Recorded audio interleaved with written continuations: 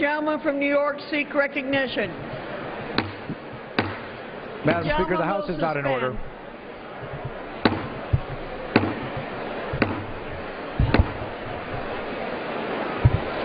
Madam Speaker. The House will be in order. The House will be in order.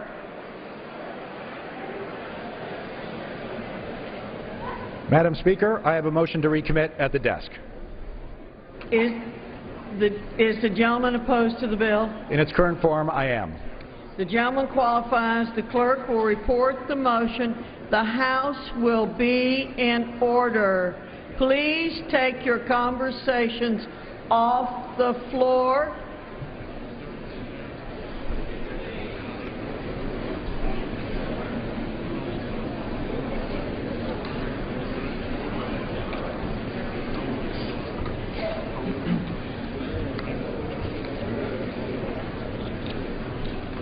The House will be in order.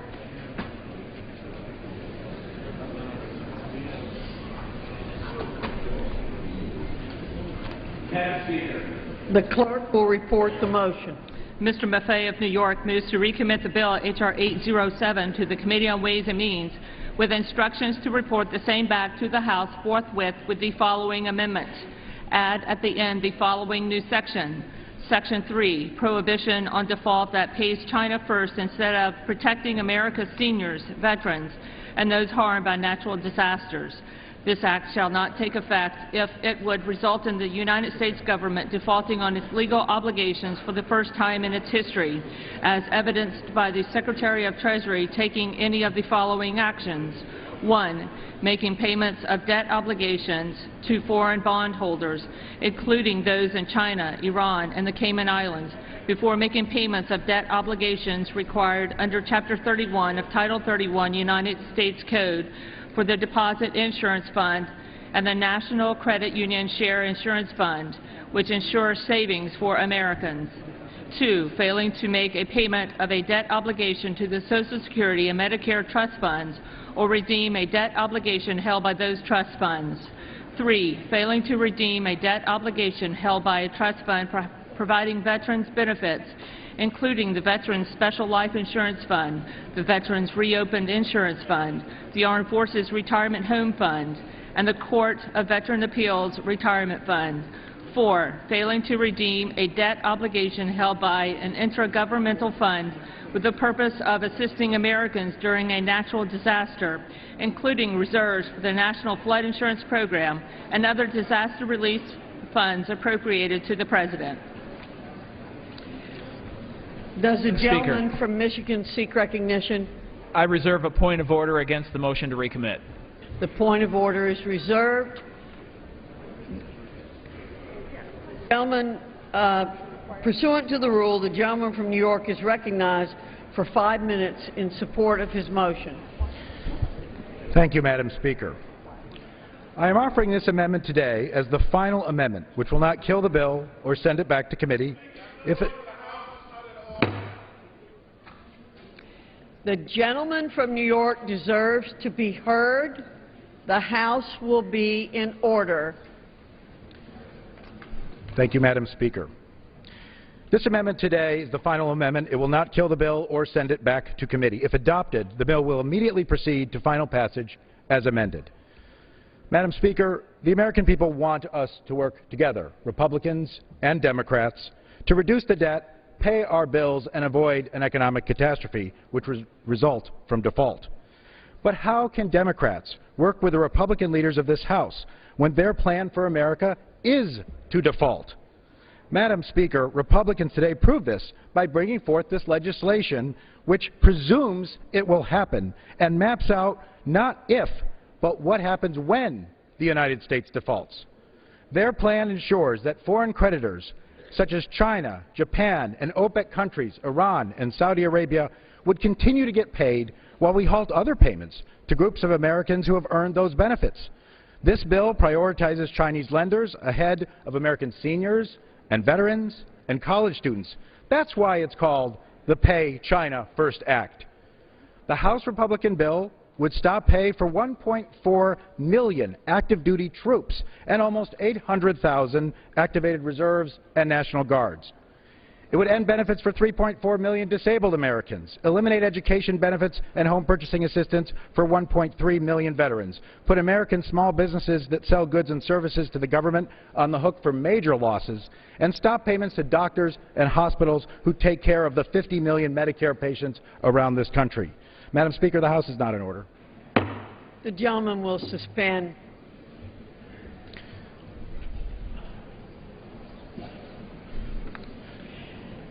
The chair asks that you take your conversations off the floor of the House.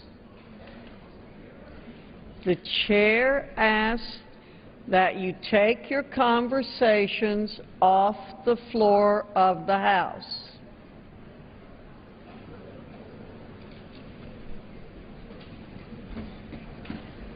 Debate will continue to be suspended until people take their conversations off the floor of the House.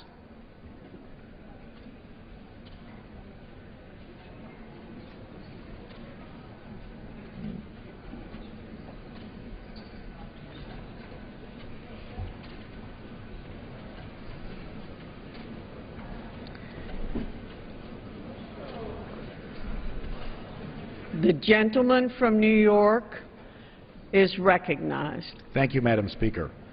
The Republican plan that we debate here today ignores the needs and priorities of the American people, and it does so, Madam Speaker, so that the Republican leadership can sidestep the political problem that after being fully complicit in running up our nation's credit card debt, their side doesn't want to pay the bill. It strains the bounds of cynicism to think that any elected leaders would prioritize a policy of political convenience over the well-being of those injured from fighting for America's freedom. But that is what's happening today. We need to come together as a nation to fix our debt, and we need to do it in the right way, not on the backs of our middle-class families and seniors, and certainly not by defaulting on the debt we owe our veterans. Instead of finding ways to pay China first, we should be using this time to find a way to balance our budget and avoid defaulting on any of our obligations. We should be working together to come up with a plan that addresses the various serious fiscal challenges facing this country. And these are not easy choices, but they are why our constituents sent us here, Democrats and Republicans, to answer the challenges of our time as our forebears did in theirs. The brinksmanship that Congress has put us in time and time again has created uncertainty in the economy. It prevents economic growth. It stifles job creation. This Republican plan will plunge our recovering economy back into a recession. It will raise unemployment. It might even freeze credit worldwide. It is a reckless plan to default for the first time in our nation's history, and economists agree it will be devastating. What this side is proposing is nothing but a plan to fail. Madam Speaker, I didn't come here to plan to fail. I came here to focus on jobs and growth and a stronger middle class and promote common sense budget that's balanced and fair, that expands our economy and responsibly reduces the deficit. Instead of prioritizing China and foreign sovereign funds, we should be protecting our American troops who are in harm's way as we speak, our veterans, our seniors who rely on Medicare and Social Security, American small businesses and college students who earn Pell Grants. That's what this amendment does. It would stop the horrible consequences of default. It is a simple choice. Plan to default on our debts or reject this plan and work together to avert catastrophe. Which one will my Republican colleagues choose today? Madam Speaker, above your august chair and even above our great American flag, the symbol of freedom, are the words, "In God we trust." And through good times and bad, that trust has been rewarded. Madam Speaker, the American people, our seniors who depend on Medicare, our students who have worked hard to earn a Pell Grant to pay for college, our small businesses who have sold their wares to the federal government at a fair price, and our veterans who have sacrificed for our freedom, they have put their trust in us. For 237 years, this nation has paid its debts, not just some of them, like the ones to foreign creditors. Our forebears have always kept faith with the American people. They didn't pick and choose. They did their duty, and so must we.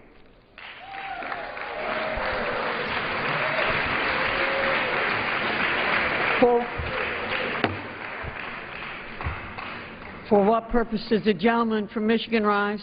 Madam Speaker, I withdraw my point of order and seek time in opposition to the motion. The gentleman is recognized for 5 minutes. Thank you, Madam Speaker. You know, this body just spent the last hour listening to the other side saying how we can't default. But the irony of this motion to recommit is it actually mandates default. The irony of this motion is that it mandates default. That would send our economy into a tailspin. It would ensure that nobody gets paid. Vote no on this motion to recommit.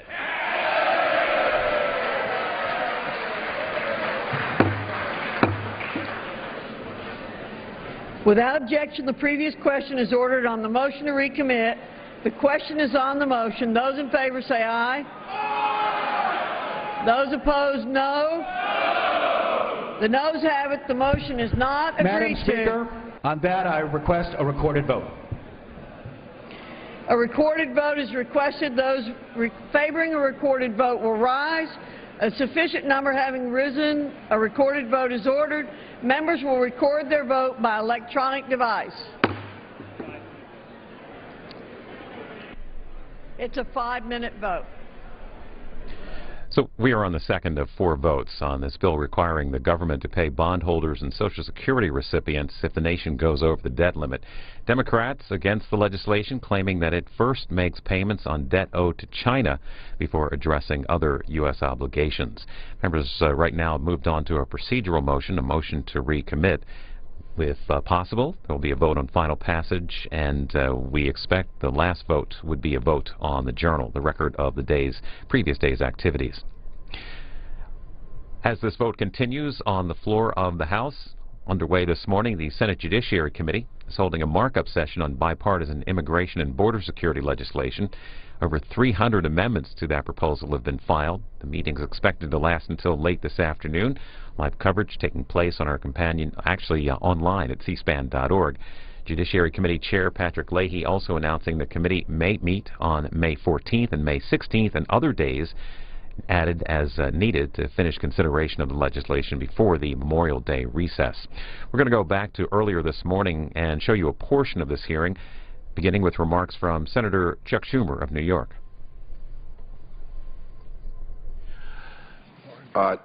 The group of 8 of us, 4 of whom are on this committee, along with Senator Feinstein and Senator who's your other? Hatch. And Senator Hatch, spent a great deal of time on this legislation. And we believe it is a sound, balanced, sturdy ship that will now begin its voyage.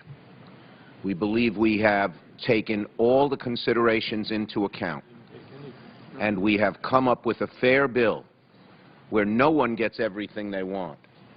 But at the end of the day, it will mean dramatic improvement for the American economy, for the American people, and will make our immigration policy much more in sync with what is good for jobs and America. And I would ask my colleagues here, what we do, it's founded on a fundamental premise that Americans will support common sense solutions to both future immigration and the 11 million who are living here in the shadows, but only if they are convinced that there will not be future waves of illegal immigration in this country. This bill is far and away the strongest bill that has been put together that has a chance of passing in terms of stopping future flows of illegal immigration. Just on the border alone, Senator McCain and I had an amendment a few years ago, that spent about $600 to $800 million on the border, and effectiveness rate went up from 68 to 82.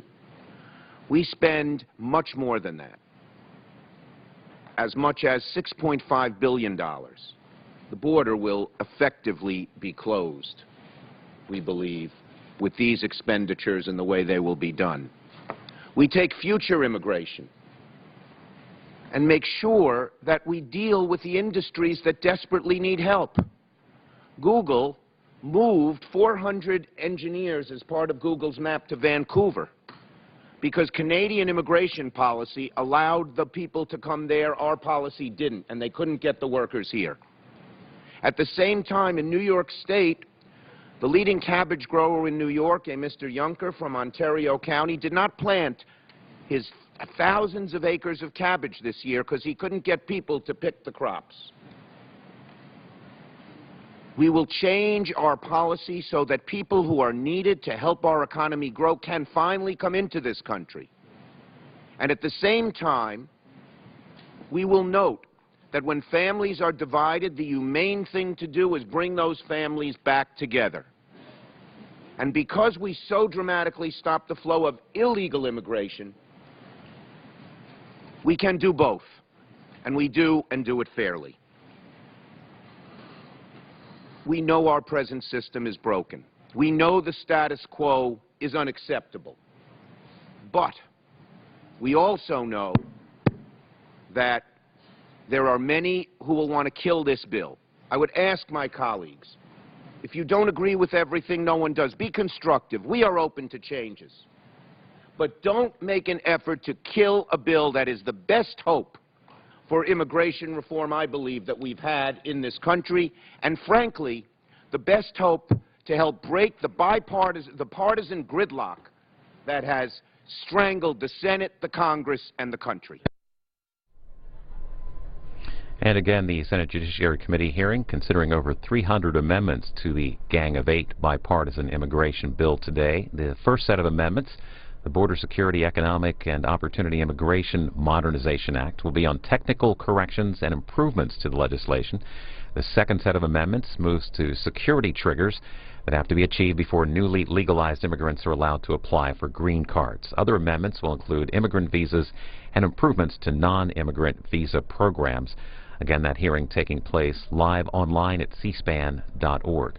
The House continuing votes this morning on legislation allowing the Treasury to continue borrowing money after the debt ceiling is reached. Right now, members are voting on a motion to recommit. Just a couple of, actually no time at all left. There's a couple of votes still to come in on this. We expect a vote on final passage to follow.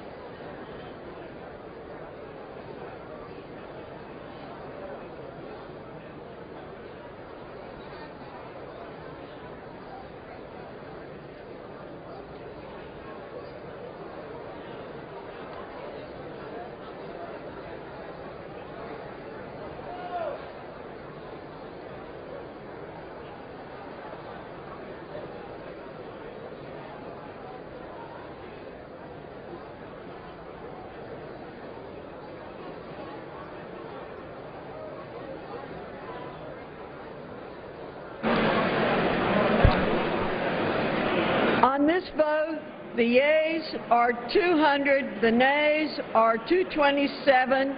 The motion is not adopted. The question is on the passage of the bill. Those in favor will say aye. Those opposed will say no. The ayes have it. Request the yeas and nays. The yeas and nays are requested. Those favoring a vote by the yeas and nays will rise. A sufficient number having risen, the yeas and nays are ordered. Members will record their votes by electronic device. This is a 5-minute vote.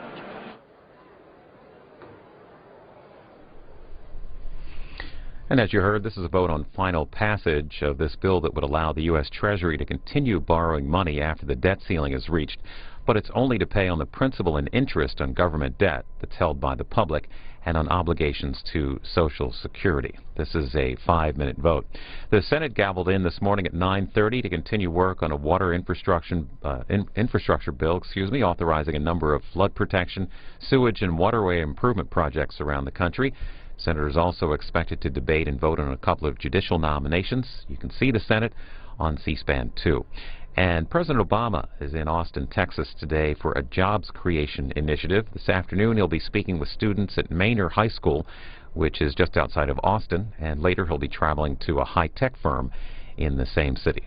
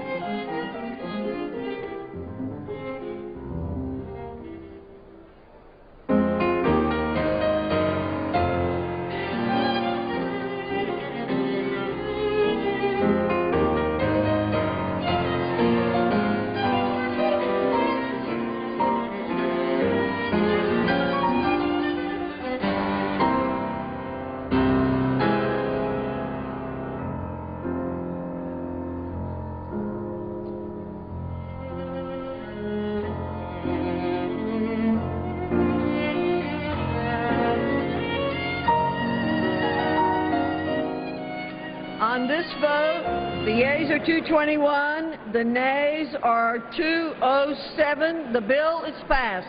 Without objection, a motion to reconsider is laid on the table. Pursuant to Clause 8 of Rule 20, the unfinished business is the question on agreeing to the Speaker's approval of the journal on which the yeas and nays were ordered. The question is on agreeing to the Speaker's approval of the journal. Members will record their votes by electronic device. This is a 5-minute vote.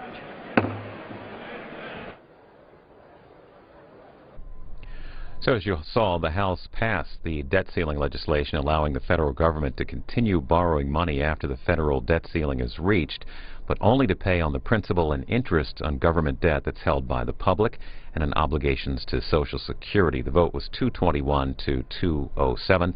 Members now voting on the record of the previous day's activities, the journal vote, and this should wrap up voting in the House for the day and for the week. As voting continues here, House Speaker John Boehner today called on the White House to release emails on the Benghazi consulate attack that were discussed at yesterday's House Oversight Committee hearing. We did carry that hearing live yesterday on the C-SPAN networks. Speaking with reporters on Capitol Hill today, Speaker Boehner also said that he will not be submitting names for the Independent Payment Advisory Board. It's a part of the health care law, and he promised House action on immigration.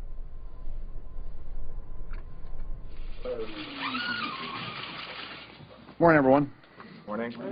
I hope you all tuned in to yesterday's hearing on the tragedy in Benghazi.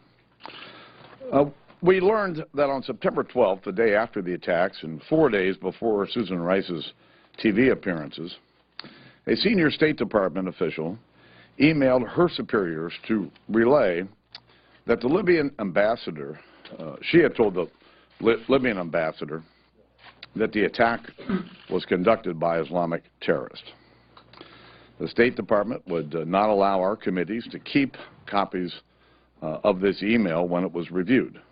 And I would call on the President to order the State Department to release this email so that the American people can see it.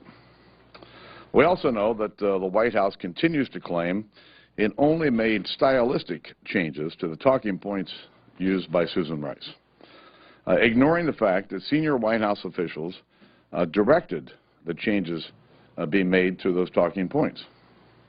Our committee's interim report quotes specific emails where the White House and State Department insisted on removing all references to the terrorist attack to protect the State Department from criticism for providing inadequate security. While a few of our members were able to review these emails, they were not allowed to keep them or to share them with others. I would call on the President to release these unclassified interagency emails so that the American people can see them. You know, last November, the President said that, and I'll quote, would be happy to cooperate with the Congress in any way the Congress wants. Well, this is his chance to show his cooperation so that we can get to the truth of what happened in Benghazi. 4 Americans lost their lives in this terrorist attack. And Congress is going to continue to investigate this issue using all the resources at our disposal. Yesterday, the leader announced that the House will vote next week on repealing the President's health care law. The law should be repealed because it's increasing the cost of health care, it's reducing access to quality health care, and, frankly, it's making it much more difficult for small employers to hire workers. This morning, Senator McConnell and I informed the White House that we will not submit any names or recommendations for individuals to serve on the Individual Payment Advisory Board, IPAD as we call it around here. This is the board with 15 unelected, unaccountable individuals who have the authority to deny seniors access to care. The American people don't want the federal government making decisions that doctors and patients should be making. We should repeal the entire law that created this board and enact a step-by-step common-sense approach to health care that starts with lowering cost. And lastly, today the President's on another jobs tour, or as the media described it this morning, his latest pivot back to jobs. Listen, the Obama administration promised that if its stimulus plan was enacted, the unemployment rate today would be approximately 5%. But the unemployment rate is at 7.5%.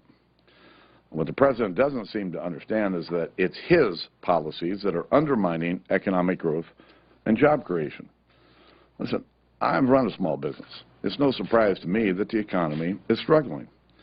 We've had 4 years of slow, anemic economic growth and job growth. And frankly, it's unacceptable. America desperately needs robust economic growth and job creation. Republicans have a plan for getting our economy moving again. You don't see us pivoting back to it every few months. It's been our focus long before I became Speaker. And whether it's making our tax code simpler and fairer, expanding American energy production, reining in red tape, repealing the health care law that's making it harder for small businesses to hire, economic growth has been and will remain our biggest focus. These are just some of the common sense solutions that we would deliver that we really do believe would create more economic growth and jobs in our country. Slow growth can't become the new normal. Mr. Speaker, why is it not a waste of time to vote again on health care repeal when last Congress you voted more than 30 times to repeal all or part of the health care law? And you're in the same circumstances you were last Congress, where there's this Democratic Senate and a Democratic President, so it's not going to be repealed and it's already being implemented. Well, we've got 70 new members that have not had the opportunity to vote on the President's health care law. Frankly, they've been asking for an opportunity to vote on it, and we're going to give it to them. To follow on Jill, Mr. Speaker, they get their opportunity to vote on it, but more than 30 times you've done this. Do you want to be doing this, voting on this thing over and over and over again because your base demands it, or would you rather be doing other things that can pass? I think you've all heard me talk about this more than once. Obamacare is going to drive up the cost of health care, drive up the cost of health insurance, and make it harder for small businesses to hire workers. We believe that at the core. I believe that at the core of who I am. And I'm going to do everything I can to make sure that we don't wreck the best health care delivery system the world has ever known. But it can never pass.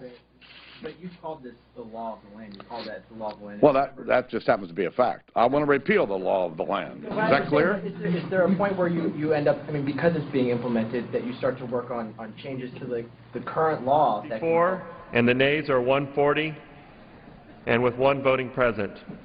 The journal stands approved.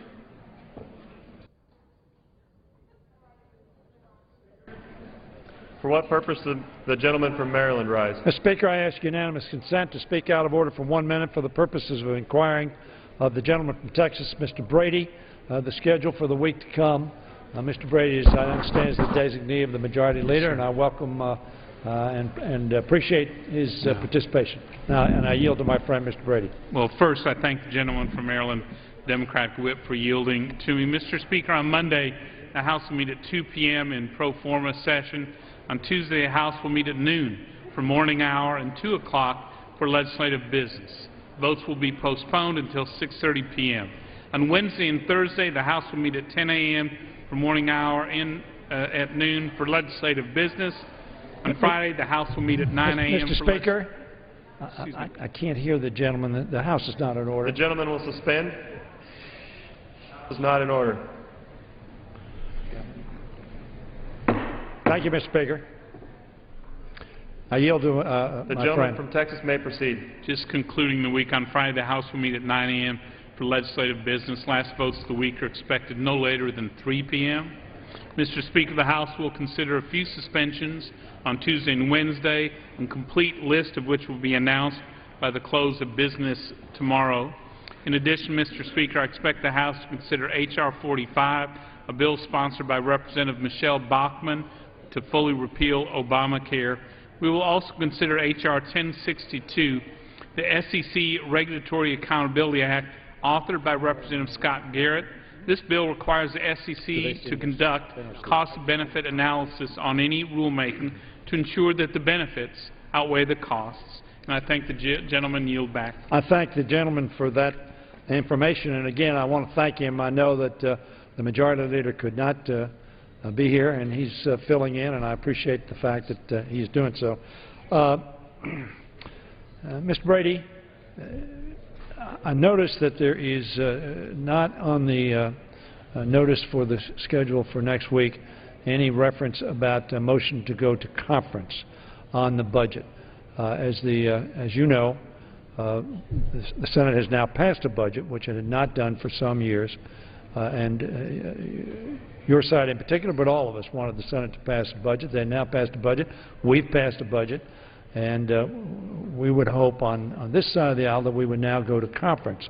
And I'm wondering whether the gentleman can, in light of the fact that is regular order, two sides passed, now try to compromise the differences that exist between the two houses. Can the gentleman tell me whether or not there is a plan to go to conference, and if so, what that schedule might be? And I yield to my friend. Thank you. As you know, Chairman Ryan and Chairman Murray are in discussions about the budget. It's, I think, encouraging that for the first time in 4 years this is actually occurring. The Senate has finally passed a budget. But we know both sides take a considerably different view toward our financial budget future. These talks are aimed at sort of narrowing those differences. We certainly don't want to short-circuit those discussions because we're all encouraged. Well, I appreciate the fact that you're encouraged. Frankly, our side has not heard an encouraging word. In fact, we continue to hear discouraging words, as the song says. But I'm very hopeful that we can bridge the gap that exists, which is about $100 billion, as the gentleman knows. The Senate marked to $1.058 trillion, which of course was consistent with the Budget Control Act that we agreed upon. We voted on, passed, the President signed the Budget Control Act, including that figure for the fiscal year 14 budget. The Ryan budget, as you know, reflects a $966 billion 302 allocation. That is general discretionary spending levels. I'm wondering, when you say you're encouraged, do you know whether there's been any progress towards trying to bridge that gap? Obviously, as a former appropriator, many times it's, 50-50, come to the middle, which would be about $1 trillion or a little more than that. I'm wondering whether or not the gentleman knows whether any progress has been made on that, and I yield to my friend. As you know, thank you for yielding. As you know, there are significant differences. The Senate budget includes over $1 trillion new tax hikes on small businesses and families, which would be very damaging for the economy. The Senate Democrat bill adds, I think, about $8 trillion to the deficit and doesn't take what we think are critical steps to saving Social Security and Medicare over the long haul. That's why these discussions, I think, are so critical. Again, I'm encouraged that both sides are discussing them, trying to find a way to narrow them, and we ought to give them time to be able to continue those discussions. I thank the gentleman. Just let me observe that on our side, we think it would be useful if the American public had the opportunity to, in effect, see the discussions in a conference. I've been here long enough to remember when we had conferences on the Appropriations Committee, and we had those conferences. They were open to the public. They were reported on. We had discussions about the differences that existed, as one would expect, from people elected from different parts of the country and different views. But we think it would be very helpful if those discussions were held, because the differences are pretty profound and pretty significant, that it would help the public to have a better understanding of the process. In addition, as the gentleman knows, of course, there was some discussion about the President's coming down late with his budget. We should have been through the budget process by now, so that the Appropriations Committee could proceed with its allocations to its 12 subcommittees. In that context, I would ask the gentleman, does the gentleman have any idea when the appropriations bills might be marked up and when they'd be brought to the floor? As you know, under regular order for the most part, we've brought appropriations bills to the floor starting in mid-May or the last week in May, so that we could get through that process in June and July and send those bills to the Senate so that we might have conferences and complete our work by October 1st. And I yield to my friend. Thank you for yielding. I agree with you about the importance of moving our appropriations bill. The majority leaders announced we'll begin the process of funding our government in June through an open appropriation, and through those appropriation seasons we'll work with the Appropriations Committee to determine which bills will come to the floor in June, as we have continued to do for the last number of years. Well, I appreciate that, and I look forward to it. I think the consideration of the appropriation bills on the floor, and I want to say that for the most part, you've followed open rules, which we did as well in 2007 until we just couldn't get the bills done in a timely fashion. Hopefully we can do that, because I think that, again, gives the public the opportunity to see the priorities of not only each member but both sides moving forward. I think that's appropriate in a democracy, and I appreciate the fact that the Majority Leader intends to bring those bills to the floor starting in June, and I'm not sure whether we can finish all 12 in June, but perhaps finish those in July. We did not bring, as the gentleman knows, the Labor Health Bill to the full committee in the last cycle, much less to the floor. That bill will be tough. Chairman Rogers, I know the gentleman is on a committee that he believes is more important. He and I may differ in that perception. He's a member of the Ways and Means Committee. I was a former member of the Appropriations Committee. But notwithstanding that, Mr. Rogers has made the observation in terms of the dollars allocated in the Ryan budget for discretionary spending, both on the defense side and non-defense side. He said this, quote, "I suspect there will be some who will be shocked. I don't think people yet understand how severe the numbers will be." Those numbers referring to the $966 billion discretionary spending, which will require deep cuts in almost every program on the national defense side and on the discretionary side. So that the sooner we get to that, because I think it's going to be a difficult process, the better, and I appreciate your information with reference to the Majority Leader's intent to bring them to the floor. Now, I also did not see on the schedule, Mr. Brady, anything that deals with the sequester. I do see the Affordable Care Act repeal on the floor next week, which has been, of course, on this floor some 33, 4, 5 times before to repeal it. We're having another repeal vote coming up. I think honestly you believe, as I believe, that bill's not going to go anywhere other than perhaps through the House of Representatives, but beyond that, it won't go anywhere. However, the sequester continues to be an ongoing challenge to our country, to our government, and to our people. We dealt with it in a sort of surgical fashion dealing with the FAA, but we have not dealt with any of the other concerns. As the gentleman knows, I have concerns about the fact the sequester may result in 70,000 children not being on Head Start. They're only 3 or 4 years of age once. Social Security Administration may have to furlough people, which will slow down payments of Social Security. 4 million fewer Meals on Wheels for seniors. 600,000 people dropped off the Women, Infants, and Children program. 125,000 less HUD rental assistance vouchers for people who are homeless or who are struggling to keep a home. Unemployment insurance has been cut 11% for 2 million out-of-work Americans who now have no safety net for them. And the FDA will have 2,100 fewer food safety inspectors. That's down 18%, obviously putting at risk our food safety. And will furlough an equivalent to 1,000 fewer federal agents, FBI. We know the Boston Marathon bombings, how critical the FBI was, border securities. 1/3 of combat air units have been grounded.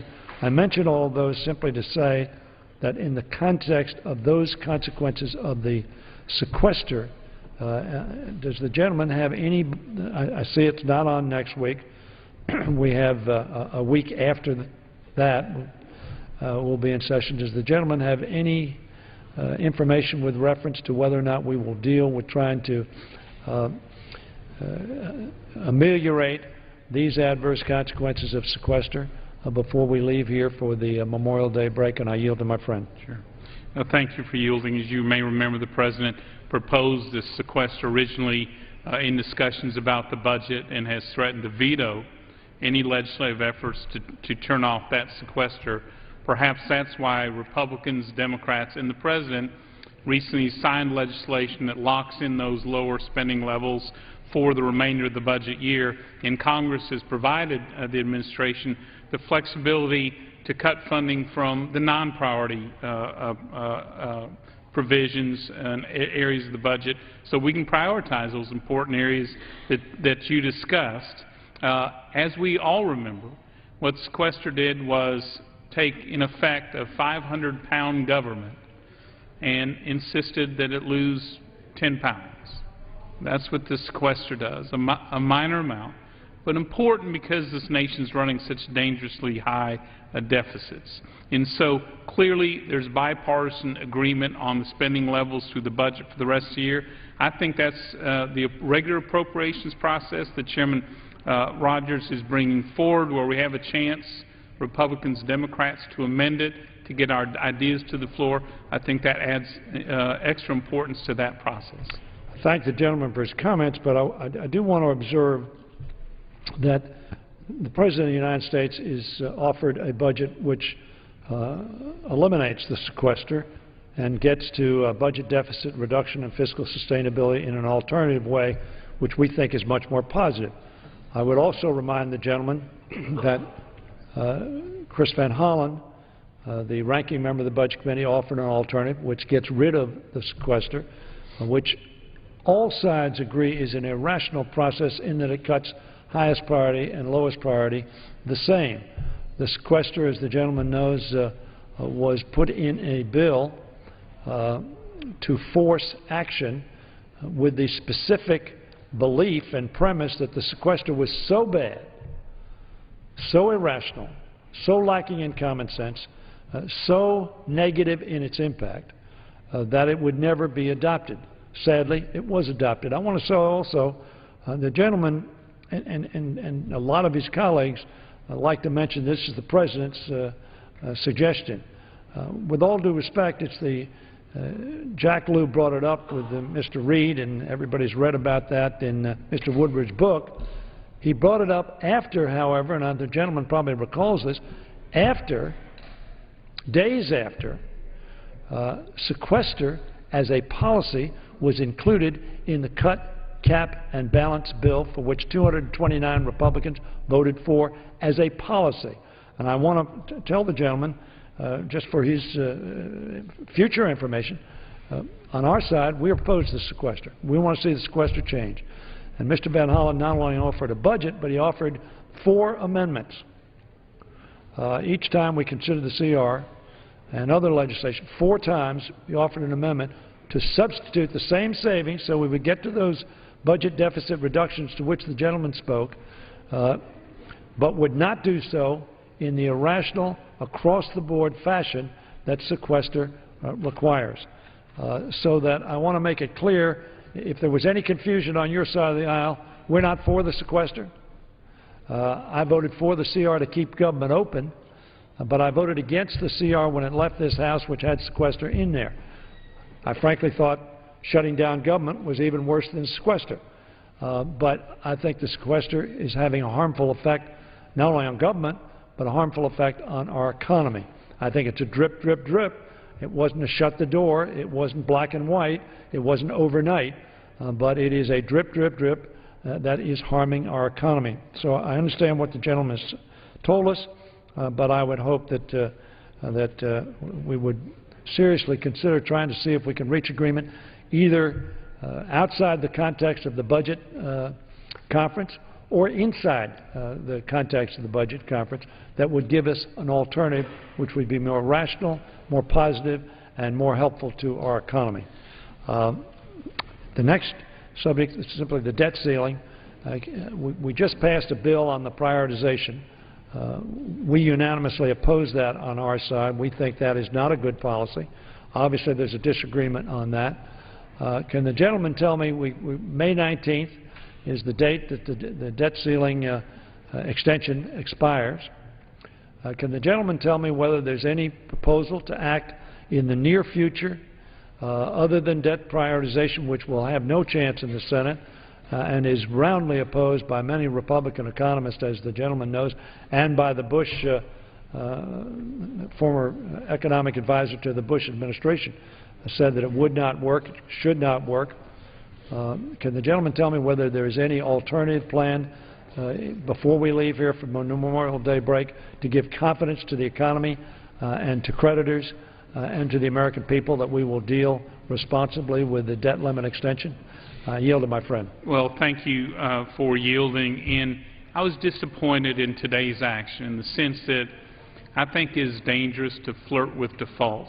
America ought to pay its debt, and we ought to reassure investors here at home, our local retirement funds who have bought U.S. Treasury, in the Social Security Trust Fund itself that gets paid back interest, as well as other investors, that America will not default.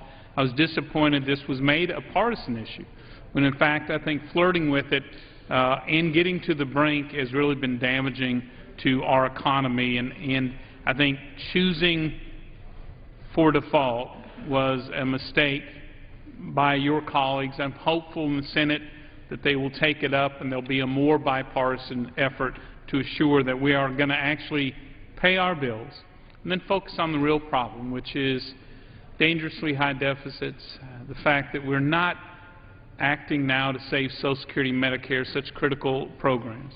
In the House, we've begun the discussions to identify what those priorities are to move us back toward a balanced budget without raising taxes on local families and businesses.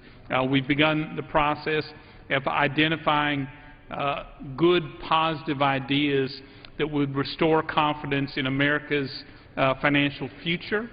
And we think it is important this move along on a very deliberate, timely manner so that we don't end up in an 11th hour issue. And I think this is a reasonable, appropriate way to deal with not just a huge, dramatically larger debt borrowing amount than America has ever seen, so many trillions piled up in the last few years and more piling up for the future. We don't think the answer is taking more of what people earn. It is Congress coming together, Republicans and Democrats, and finding a way to get our financial house in order, move it back toward a balanced budget, and act to save Social Security and Medicare. Thank you, gentlemen. Of course, we did have a balanced budget, as you remember, the last 4 years of the Clinton administration. Now, there was a Republican-controlled Congress. But the next 4 years, there was a Republican-controlled Congress, Republican-controlled Senate, and a Republican president. And we went deeply into debt. We escalated the debt during the Bush administration by 87%, more than this president has escalated the deficit, 87% of GDP. Now, in nominal terms, as Mr. Camp observed before, the dollars are higher. That's true because we're bigger, spending more money, making more money as a country. GDP is up. During the Reagan administration, we increased the debt as a percentage of the national GDP by 186%, 55% George Bush, 37% under Mr. Clinton, and some 40+% under this president to date. So I think the gentleman and I agree that we need to get a handle on the debt and the deficit. But we disagree on how this happened. It happened because we didn't pay our bills. And we jettisoned pay-go in 2003. We, as a practical matter, jettisoned it in 2001. Not paying for things is what creates debt. Not buying. If I buy things and I pay for them, I don't have a debt. If I buy things and don't pay for them, I have a debt. So it's not a question of what I buy, although clearly we need to restrain buying. We need to constrain spending. And as I've said, all across the board, the gentleman's heard me that, including entitlements, including discretionary defense and non-defense spending. But what we ought to do is manage our finances in a way that does not give pause to the American people or to the economy. And I want to just read for you a quote. Keith Hennessy was George Bush's National Economic Council director, who disagrees with your proposition that this prioritization will in any way stabilize. I don't think the gentleman disagrees with me that that bill is not going to pass the Senate, but here's what Keith Hennessy said. Payment prioritization doesn't stop payments, it just delays them. Then the aggrieved party sues the government and probably wins, and it turns into a bloody mess. Tony Fratto, who was the spokesman on economic policy in the Bush administration, said this: prioritization is impossible. Is the government really going to be in the position of withholding benefits, salaries, rent, contract payments, etc., in order to pay off Treasury bondholders? Now, we refer this, of course, to the Pay China First bill. And China ought to be paid. We borrowed money from them. We ought to pay them. Here's what he concludes of the prioritization bill. That would be a political catastrophe, and I suggest an economic catastrophe as well, to say to our armed services personnel, we're not going to pay you, but we are going to pay China for our debts. Fact of the matter is, the United States is the most creditworthy nation on earth. We ought to pay all of our debts, not on priority status. If we owe you as a United States of America, we're going to pay you. That's our proposition. Not prioritize paying simply bondholders, but paying small contractors who are doing business with it, offer us services and products, and we don't pay them until after we pay our bondholders. We ought to pay everybody. That's what America's about. So I would hope that we could revisit this, because your debt prioritization is not going to pass. You know it's not going to pass. And we need to get to a responsible way of dealing with the debt limit extension. Both parties, I will tell my friend, have demagogued on this issue. We demagogued on it when we had a Republican president. You've demagogued on it. Not you personally.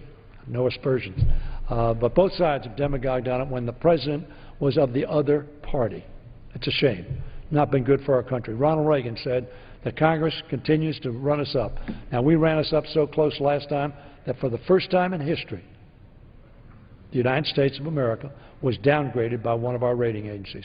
I would hope the gentleman who serves on the Ways and Means Committee and I and others could work together so that this doesn't happen again, that we make sure that the American people and that all of our creditors and people around the world know that the United States of America can and will handle its finances in a responsible fashion. If the gentleman wants to say anything further, I'll yield back to him. If not, I'll yield my time. I'll yield back my time. Mr. Speaker, purpose of the gentleman from Texas rise. I ask unanimous consent that when the House adjourns today, it adjourns to meet at 2 p.m. on Monday. Next, that the order of the House of January 3rd, 2013 regarding morning hour debate not apply on that day. Without objection. For what purpose does the gentleman from New Jersey rise? Without objection, the gentleman is recognized for 1 minute.